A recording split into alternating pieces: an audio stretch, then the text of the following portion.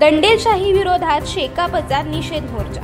शेकापच्या राज्य प्रवक्त्या चित्रलेखा पाटील यांच्यावर झालेल्या भ्याड हल्ल्यामुळे कार्यकर्त्यांमध्ये संतापाची लाट उसळली आहे। या हल्ल्याविरोधात अलिबाग शेतकरी भवन येथे निषेध सभा घेऊन मोर्चा काढण्यात आला। यावेळी शेकापचे सर्व पदाधिकारी, कार्यकर्ते, महिला, तरुण-तरुणी मोठ्या संख्येने उपस्थित होते।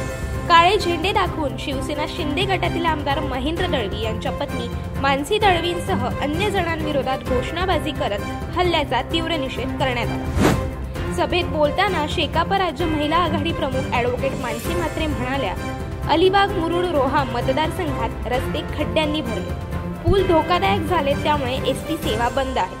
वीज बिलं वाढली, पण शिंदे गट या प्रश्नांकडे दुर्लक्ष करून दादागिरी करत सोशल मीडियावर नको ते व्हिडिओ टाकत हवाबाजी करत आहे। शेकापला दबावाखाली आणण्याचा हा डाव आहे, मात्र संघर्षातून उभा राहिलेला हा पक्ष कधीही झुकणार नाही।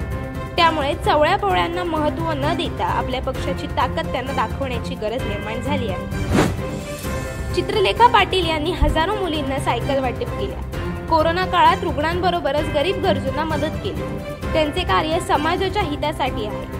मिठेकारी येथील दरड कोसळून झालेल्या दुर्घटनेची माहिती घेऊन प्रशासनाला जागे करण्याचे काम त्यांनी केले आहे। त्यामुळे खऱ्या अर्थाने शेकापच्या चित्रलेखा पाटील यांचे कार्य मोलाचे आहे, असेही ॲडव्होकेट मानसी म्हात्रे म्हणाल्या। विरोधक साम, भेद, दंड वापरून शेकापचा आवाज दाबण्याचा प्रयत्न करत आहेत, पण आपल्यावर हात उगारणाऱ्यांचे हात मोडण्याची ताकद शेकापमध्ये आहे। करोडोंच्या निधीची जाहिरातबाजी झाली, मात्र पैसा गेला कुठे?